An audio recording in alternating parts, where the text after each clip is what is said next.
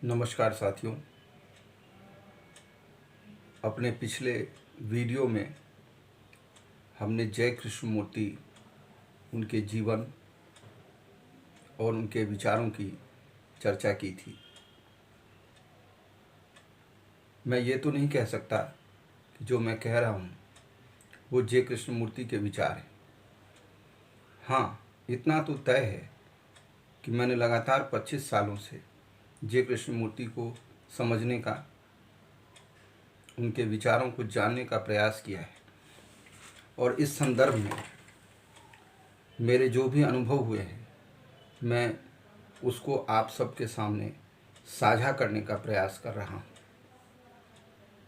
इस क्रम में आज हम मानव के जीवन में जो संघर्ष है, उसके बाह्य जीवन में भी संघर्ष है और उसके आंतरिक, उसके मनोवैज्ञानिक जीवन में भी बहुत संघर्ष है, उसको समझने का प्रयास करेंगे। किस तरह से उस संघर्ष को मिटाया जा सकता है।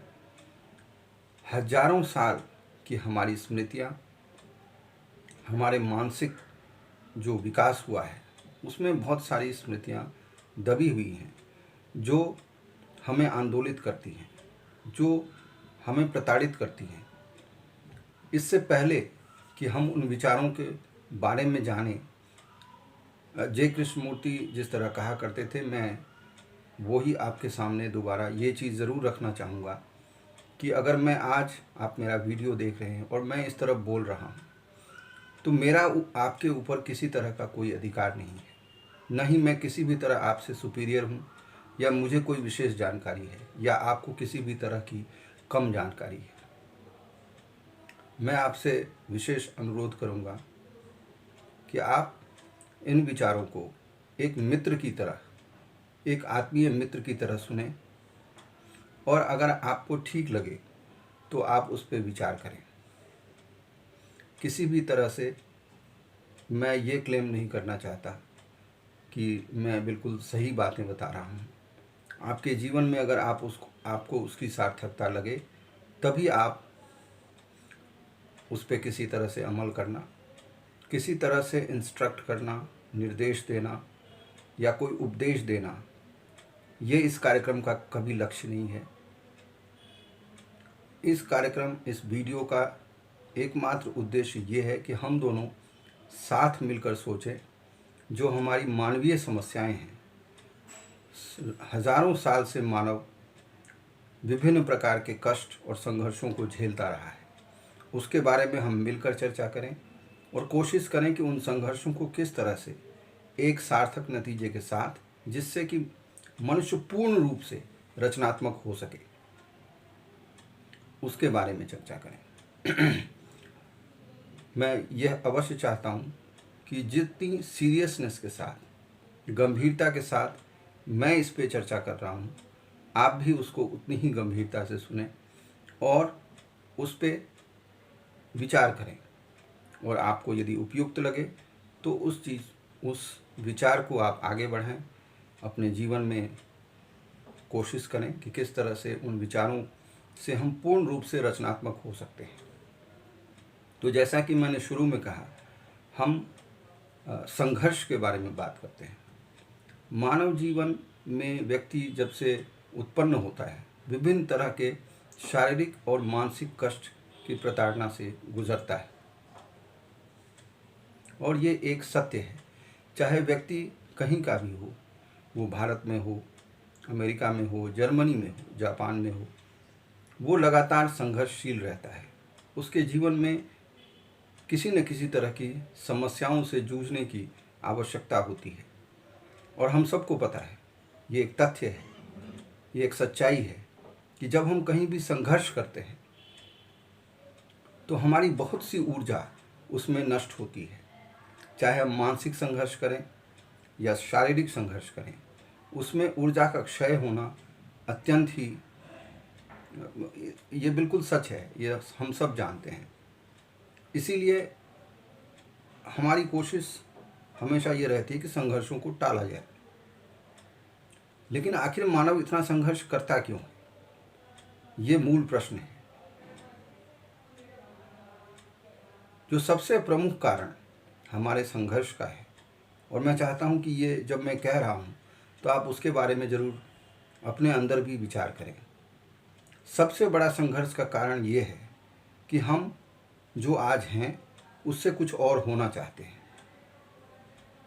आज अगर हम 50,000 रुपये महीने या 20,000, 25,000, 10,000 कमा रहे हैं, कल को हम 50,000 कमाना चाहते हैं, 1,00,000 कमाना चाहते हैं। आज जो क्लर्क है वो ऑफिसर होना चाहता है। कोई मुझे बुरा व्यक्ति समझता है, मैं अच्छा होना चाहता हूँ। मैं अच्छा व्यक्ति हूँ तो बहुत अच्छा होना चाहता हूँ। मैं चाहता हूँ कि मुझे बहुत पुरस्कार मिले। अगर आप वकील हैं तो बड़े वकील बनना चाहते हैं। अगर आप कवि हैं, बड़े कवि बनना चाहते हैं। अगर आपने एक किताब नहीं लिखी तो आप पहले एक किताब लिखना चाहते हैं, फिर आप कई किताबें लिखना चाहते हैं। इस जो दूरी है, जो हम हैं और जो हम होना चाहते हैं, उसके बीच में जो फासला होता है वो हमारे मन में संघर्ष उत्पन्न करता है। इससे हर व्यक्ति छुटकारा पाना चाहता है लेकिन हो नहीं पाता। सबसे पहले जो बात हमें समझनी है और जो मैं समझना चाहता हूँ कि मैं जो हूँ, सबसे पहले हमें उसे स्वीकार करना चाहिए। जब हम जो भी चीज़ हैं, जिस अवस्था में हैं, जिस स्थिति में हैं, उसको जब हम स्वीकार करते हैं और उसको पूर्ण रूप से ध्यान केंद्रित करते हैं तो हमारी जो डुअलिटी है कि हम कुछ और होना चाहते हैं, उसका संघर्ष समाप्त हो जाता है। ये बात सच है कि अपने बाहरी जीवन में हमें प्रगति करना है, हमें कुछ सीखना है। एक बच्चा है, उसे पढ़ना है। एक वयस्क है, उसे अच्छी नौकरी चाहिए। अगर अच्छी नौकरी में है तो प्रगति करना है। ये बहुत आवश्यक है और इसके लिए प्रयास करना जरूरी है। लेकिन ये बहुत ज़रूरी है कि मनोवैज्ञानिक स्तर पे हम अपने आप को सबसे पहले स्वीकार करें कि हम कहाँ पे हैं। और जैसे ही हम अपने आप पर पूर्ण ध्यान केंद्रित करते हैं, उसको समझने का प्रयास करते हैं, उसी समय कुछ और होने की कॉन्फ्लिक्ट समाप्त हो जाती है। पूर्ण रूप से अपने आप को जैसे भी हम हैं उसको स्वीकार करना उस संघर्ष को समाप्त कर देता है। जब हम कुछ और अपने आप को मानने लगते हैं या प्रयास करते हैं हम कुछ और हो जाएं, क्योंकि मनोवैज्ञानिक रूप से हम कुछ और अब हो नहीं सकते। हम जो भी हैं वो हमारी स्मृतियाँ, हमारी सोच, उन चीज़ों पे आधारित है। और ये भी समझना ज़रूरी है कि जो विचार, जो अनुभव, जो स्मृतियाँ हमारे पास हैं, वो सिर्फ हमारी व्यक्तिगत नहीं है। वो हजारों सालों जो मानव का विकास हुआ है, जो मस्तिष्क का विकास हुआ है, वो सब स्मृतियाँ हम सब के दिमाग में हैं। इसीलिए मानव जाति कहीं भी हो, विश्व के किसी कोने में भी हो, उसका स्वभाव एक जैसा होता है। वो एक ही चीज़ों से दुखी होता है।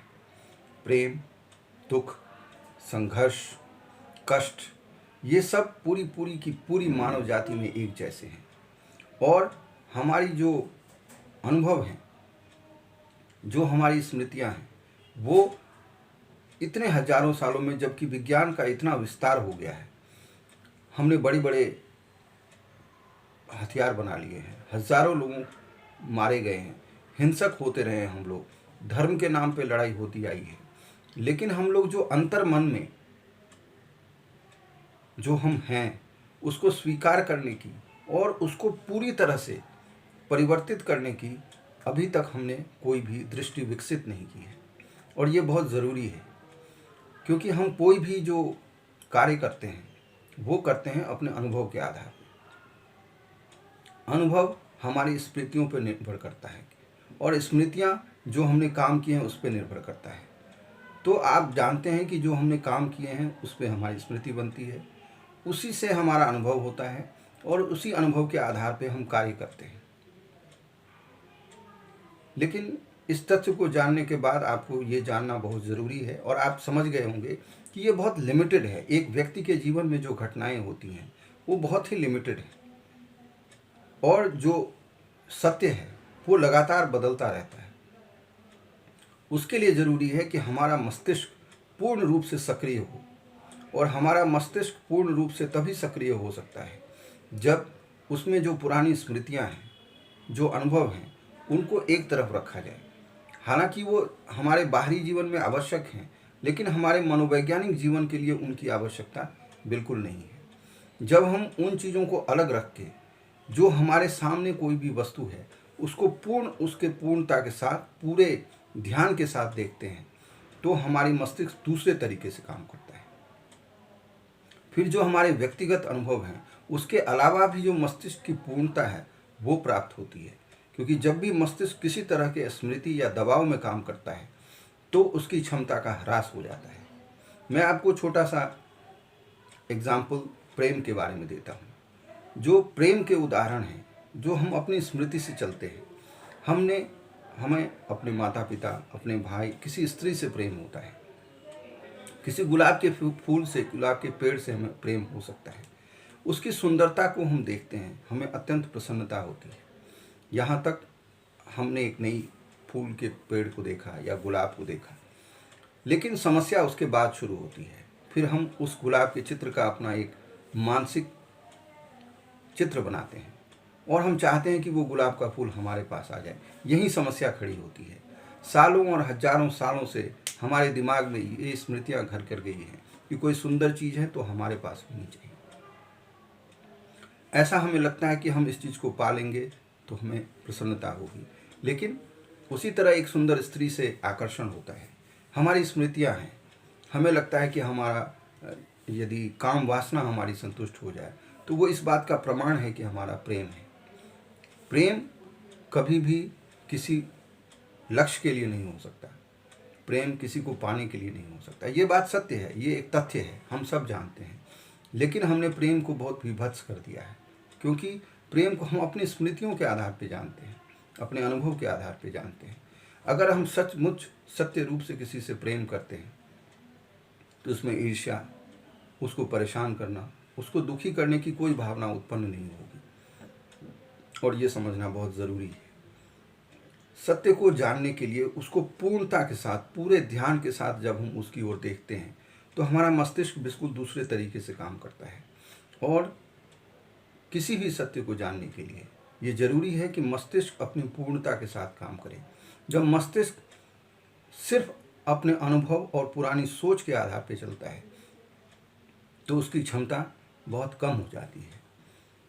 और अगर सिर्फ वो अपनी पुरानी स्मृतियाँ, पुरानी सोच, पुराने अनुभव के आधार पर करेगा तो जो उसका भविष्य है वो वैसा ही होगा जैसा आज है, यानी उसमें कोई विशेष आमूल-चूल परिवर्तन नहीं हो सकता। तो हम अपने संघर्षों को अगर समाप्त करना चाहें और संघर्ष से उत्पन्न जो कष्ट हैं उनसे छुटकारा पाना चाहते हैं तो सबसे पहले ये आवश्यक है कि हम जो कुछ और हम होना चाहते हैं उससे पहले जो हम हैं आंतरिक रूप से, हमारे मस्तिष्क की जो असीम संभावनाएं हैं उसके बारे में जानें और अपने आप को पूर्ण रूप से स्वीकार करें कि जो हम हैं। और एक बाहरी दुनिया में एक जगह से दूसरे जगह जाने में समय लगता है और ये समय ज़रूरी है, लेकिन जब हम मनोवैज्ञानिक समय की बात करते हैं तो ये इमीडिएट होता है, तुरंत। यानी अगर आप अपने आप को स्वीकार करना चाहते हैं तो आपको कहीं आप यहीं हैं और मनोवैज्ञानिक रूप से तुरंत उसको स्वीकार कर सकते हैं। और जैसे ही आप अपने आप को स्वीकार करते हैं फिर आपका जो संघर्ष है कुछ और होने का वो उसी समय समाप्त हो जाता है और मस्तिष्क में जो रचनात्मक क्षमताएं हैं उनका विकास होता है। उस विकास, रचनात्मक क्षमताओं के विकास की कोई सीमा नहीं है। हमारे जो वैज्ञानिक हैं उन्होंने मस्तिष्क पे बहुत रिसर्च किया है। मस्तिष्क के बहुत छोटे भाग का मनुष्य उपयोग करता है। बड़े से बड़ा साइंटिस्ट आइंस्टीन वगैरह 9 से 12% प्रतिशत अपने दिमाग का उपयोग करते हैं। उसकी क्रिएटिविटी को बहुत विस्तारित किया जा सकता है, लेकिन उसके लिए ज़रूरी है कि हम अपने अनुभव और सीमित ज्ञान को एक तरफ रखकर मस्तिष्क की जो पूर्णता है, जो ध्यान की प्रक्रिया है जिसके बारे में हम आगे चर्चा करेंगे, उस पे अपने आप को केंद्रित करें। और जिस किसी चीज़ पे हम ध्यान लगाते हैं पूरे ध्यान के साथ, यानी आँख, नाक, कान, पूर्ण रूप से अपने आप को जागृत करके उस पे ध्यान केंद्रित करें। जब हम इस तरह से किसी भी वस्तु को ग्रहण करते हैं, सुनते हैं, देखते हैं, तो हमारा मस्तिष्क दूसरे तरीके से काम करता है। और इसकी शुरुआत हमें पहले स्वयं से करनी चाहिए। अगर हम स्वयं को, जो हम हैं, उसको पूर्ण रूप से स्वीकार करते हैं, उसको देखने का प्रयास करते हैं, तो हमारे जीवन का एक बहुत बड़ा संघर्ष तुरंत समाप्त हो जाता है। मैं नहीं चाहता, मैं दोबारा ये बताना चाहता हूँ कि जो मैं कह रहा हूँ, मुझे आपके ऊपर इस बात को किसी भी तरह आरोपित करने का कोई अधिकार नहीं है। आप स्वयं उसको महसूस करें। मैं सिर्फ पॉइंट आउट कर रहा हूँ, ना तो ये बातें किसी के द्वारा किसी को सिखाई जा सकती हैं, ना अपने बारे में सिखाया जा सकता है। ये एक प्रक्रिया है जिसमें हम एक दूसरे से चर्चा कर रहे हैं, और मैं आपसे आग्रह करूँगा कि आप मेरी बातों को कंसीडर करें, उस पर विचार करें, और अगर आपको ठीक लगे तो उसको साझा करें। आप अगर चाहें तो इसको सब्सक्राइब कर सकते हैं, आपको इससे लाभ हो, आपको लगे कि ये किसी काम का है। नहीं तो ऐसी कोई बाध्यता नहीं है कि आपको सुनना ज़रूरी है। तो स्वयं का अनुभव कोई दूसरा आपको किसी भी तरीके से, कोई गुरु, कोई लीडर, कोई भी व्यक्ति नहीं कर सकता। ये एक निर्विवाद सत्य है, क्योंकि कोई भी दूसरा व्यक्ति आपके साथ इतना समय व्यतीत नहीं करता जितना आप करते हैं। और आप जितना स्वयं के बारे में जान सकते हैं उतना कोई नहीं जान सकता। तो किसी और को बिल्कुल अधिकार नहीं है कि आपको किसी भी तरह से इंस्ट्रक्ट करे या किसी कोई निर्देश दे। तो आप बिल्कुल स्वतंत्रता के साथ जो हैं उसको समझने का प्रयास करेंगे, जैसे मैं अपने आप को समझने का प्रयास करता हूँ। और जो भी विचार आपके आते हैं उनको देखने का प्रयास करें। फिर आपका मस्तिष्क एक दूसरे तरीके से काम करता है, और उसमें बहुत सारी रचनात्मक चीज़ों का, जो मेरा व्यक्तिगत मैं कह सकता हूँ आपको, तो मुझे लगता है कि आपको इसका प्रयास करेंगे तो आपको भी इस तरह की चीज़ें आएंगी। और ये मेरा एक प्रयास है कि मैं जो भी चीज़ें जय कृष्णमूर्ति को सुनने के बाद और उसके ऊपर काम करने के बाद मुझे समझ में आई है जिस तरह से, तो मैं आप लोगों के साथ साझा करूं। आप लोगों ने इस वीडियो को सुना, इसके लिए बहुत बहुत धन्यवाद।